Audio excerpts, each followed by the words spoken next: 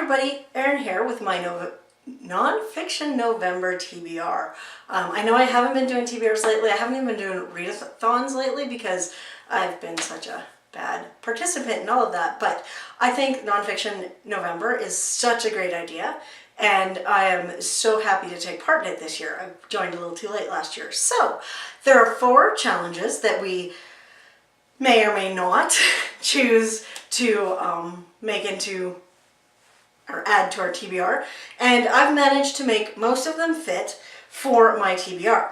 So the first challenge that I'm going to talk about is home, and I've got 2 books for that actually. I have A Stolen Life by Jaycee Dugard, which is the story of a girl being taken from her home. There's nothing else I need to say about that.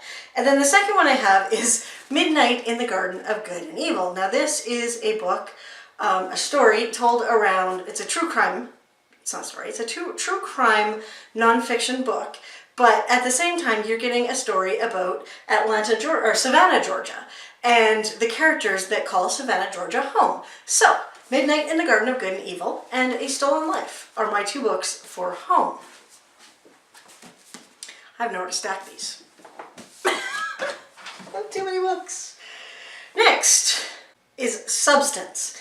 Now, for Substance, I may have stretched this a little, but I went with, this is actually a book I just picked up on the weekend, specifically for Nonfiction November, and it's Once Upon a Revolution, an Egyptian Story.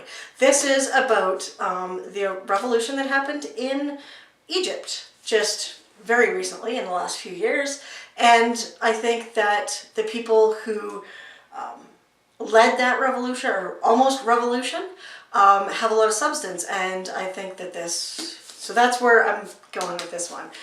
People of substance can change the world, and they tried to. The third challenge is love, and I'm going to be honest, I don't have a lot for love, but I am going to use Upon the Head of the Goat, which is a nonfiction book. It's basically a childhood in Hungary from 1939 to 1944. So this is set in Hungary during World War II, and it's a Jewish family. So there's a lot of love. I've read it already. This is November 2nd, so I'm done my first book. There's a lot of love in this family. Our last category is scholarship. So I've got several books actually that fit that category, and they kind of love too. So I have a real love for the history surrounding World War II. I'm fascinated with it. I don't really love what happened, but I think it's a fascinating time in our history. So another book I picked up on the weekend for this is The Hunt for Hitler's Worship, which is the hunt for the Tirpitz. And then I always listen to audiobooks on my commute, and I have 3 nonfiction audiobooks. I am currently listening to Under the Banner of Heaven by Jon Krakauer. It's a story about a murder as in part of the fundamentalist Latter-day Saints religion, and it really goes into that religion and how it's really detrimental to the membership. I also have Killers of the Flower Moon, The Osage Murders, and The Birth of the FBI by David Grann.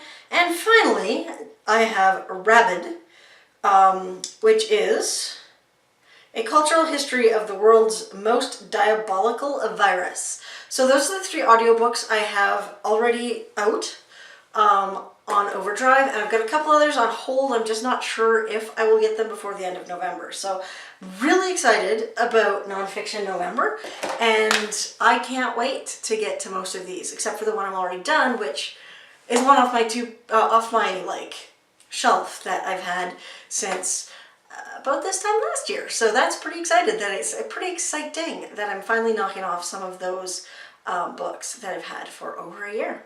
Are you participating in Nonfiction November? What kind of books are you planning to read? Do you like nonfiction?